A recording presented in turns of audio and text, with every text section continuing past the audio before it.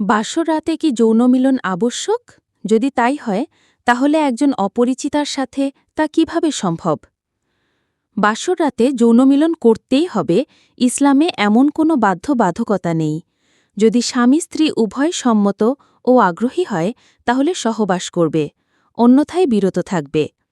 বাসর রাতে করণীয়: বিয়ের পর স্বামী স্ত্রী একসাথে আগে পিছে দাঁড়িয়ে 2 রাকাত নফল সালাত আদায় করবে।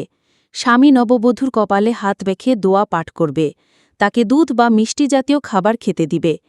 তারপর পরস্পরে কথাবার্তা বলবে, পরিচিত হবে। স্ত্রীর মন থেকে ভয়ভীতি দূর করে একটা আন্তরিকতা ও ভালোবাসাপূর্ণ পরিবেশ সৃষ্টি করবে। অতপর যদি তারা উভয়ের মধ্যে যৌনমিলনে আগ্রহ সৃষ্টি হয় তাহলে দোয়া পড়ে সহবাসে লিপ্ত হবে। বাসর রাতে স্বামী স্ত্রীর কপালে হাত রেখে এই দোয়াটি পাঠ করা সুন্নত।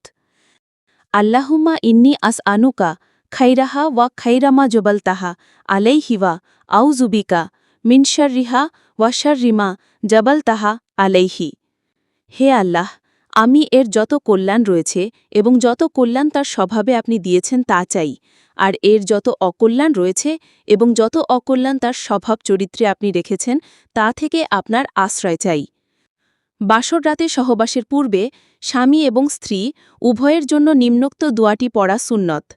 বিসমিল্লাহ আল্লাহুম্মা জান্নিবনা শাইতানা ওয়া জান্নিবিশ শাইতানা মা রাযাকতানা। উচ্চারণ: বিসমিল্লাহ আল্লাহুম্মা জান্নিবনা শাইতানা ওয়া জান্নিবিশ শাইতানা মা রাযাকতানা। অর্থ: আল্লাহর নামে শুরু করছি। হে আল্লাহ, আমাদেরকে শয়তান হতে বাঁচান এবং আমাদেরকে যদি কোনো সন্তান দেন তাকেও শয়তান হতে বাঁচান।